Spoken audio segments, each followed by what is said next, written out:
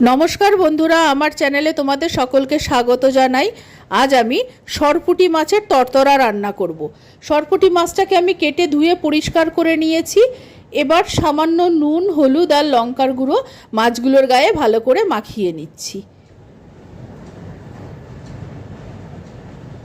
কড়াই গরম করে কড়াইতে আন্দাজ মতো সর্ষের তেল নিয়েছি। মাছগুলো এবার আমি ভেজে নেব।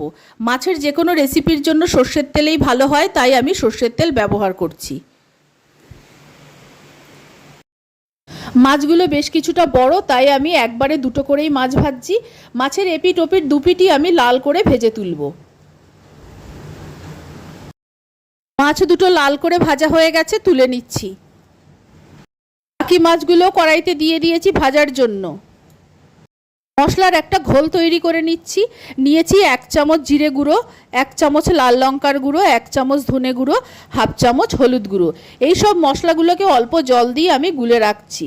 গুঁড়ো মশলা জলে গুলে রেখে দিলে বাটা মশলার মতো স্বাদটা আসে। মাছ ভাজার তেলের মধ্যেই আমি দিয়ে দিলাম 1 চামচ কালো জিরে ফোড়ন। কালো জিরেটা একটু ভাজা হয়ে যাওয়ার পর আমি 4টে মাঝারি সাইজের পেঁয়াজ কুচিয়ে নিয়েছি। পেঁয়াজ কুচোনোগুলো আমি তেলের মধ্যে দিয়ে দিলাম। পেঁয়াজগুলো হালকা বাদামি করে ভেজে নেব। পেঁয়াজটা হালকা ভাজা হয়ে গেছে। এখন পেঁয়াজের মধ্যে অল্প আদা বাটা দিয়ে দিলাম। আদা বাটার সঙ্গে আমি বেশ কিছুটা মিহি করে কোচানো রসুন দিয়ে দিলাম। এবার আদা, রসুন আর পেঁয়াজ খানিকক্ষণ ভেজে নেব।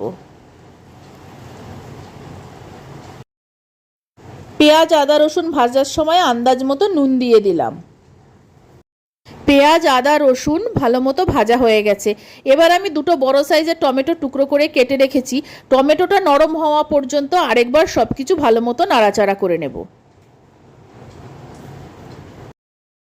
টমেটো আর পেঁয়াজ বেশ ভালো মতো নরম হয়ে গেছে। এবার বাটিতে গুলে রাখা মশলাটা আমি দিয়ে দিলাম। দিয়ে এবার আমি মশলাটাকে ভালো মতো কষাতে থাকবো। ফ্লেমটা মিডিয়াম থেকে লো রাখবো। যতক্ষণ না পর্যন্ত মশলার ওপর তেল ভেসে উঠেছে ততক্ষণ কষাতে থাকবো। আমি যেহেতু সরপুঁটির তরতরা রান্না করছি, তাই যতটুকু আমি গ্রেভি রাখবো ঠিক ততটা পরিমাণে আমি জল দেব। আর জল দিয়ে সব উপকরণ ভালো মতো নাড়াচাড়া করে ভালো মতো মিশিয়ে দিচ্ছি। ঝোলটা ফুটে ওঠা পর্যন্ত আমি অপেক্ষা করব। ঝোলটা ভালো মতো ফুটে উঠেছে। এবার আমি ভেজে রাখা সরপুঁটিগুলো সবকটাই ঝোলের মধ্যে দিয়ে দিলাম। প্রথম 3-4 মিনিট আমি হাই ফ্লেমে ফুটিয়ে নেব। আমার মাছ রান্না হয়ে গেছে। আমি একটু গ্রেভিটা বেশি রাখলাম। দুপুরে গরম ভাতের সঙ্গে পরিবেশন করব, তাই একটু বেশি গ্রেভি রাখলাম। ওপরে কয়েকটা চেরা কাঁচা লঙ্কা ছড়িয়ে দিলাম। এবার আমি নামিয়ে নেব। গরম ভাতের সঙ্গে পরিবেশন করার জন্য সরপুঁটি মাছের তরতরা রেডি হয়ে গেছে। আমার রেসিপি ভালো লাগলে অবশ্যই আমার চ্যানেলকে সাবস্ক্রাইব করো, লাইক করো, শেয়ার করো, আমার পাশে থেকো। আর আমার নতুন পুরনো সকল বন্ধুদের আন্তরিক ধন্যবাদ জানিয়ে, ভালোবাসা জানিয়ে আমি আমার ভিডিও শেষ করছি। ধন্যবাদ।